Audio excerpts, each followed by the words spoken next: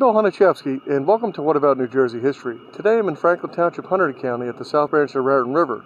Although the branch of the river is narrow, it's reminiscent of the mighty Delaware River, where a nearby farmer and soldier played an important role in assisting General George Washington achieve immortality with his famous crossing and the Hessian defeat at the Battle of Trenton.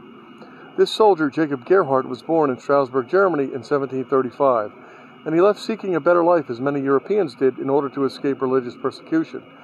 Now, Gerhardt and his family boarded the ship Patience and sailed from Rotterdam across the Atlantic to the busy port of Philadelphia.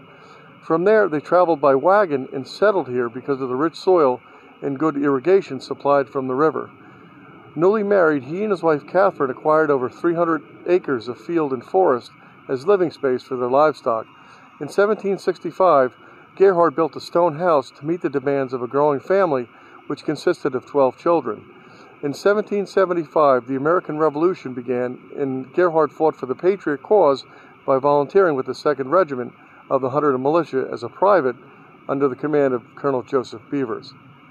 Now, shortly before he was given the task to acquire flat-bottomed iron ore boats, known simply as Durham boats, to sustain his men and artillery for the impending frigid night crossing.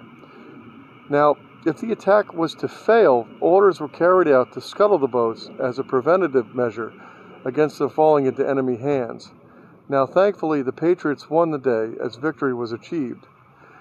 Now, the following year, Gerhardt obtained the rank of captain and fought with the Continental Army at the battles of Brandywine Creek and Monmouth, also surviving the harsh winter at Valley Forge, Pennsylvania, by learning armed tactics that helped him fight the enemy. At the end of the war, he returned home to Hunterdon County, but it wasn't for long. His restlessness yearned him to do something else in his life.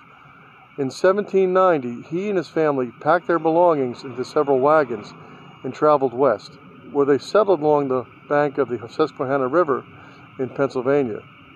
Now, Gerhardt not only purchased 1,500 acres of land for the sake of farming practices, he also began a ferry service that proved quite lucrative after his service.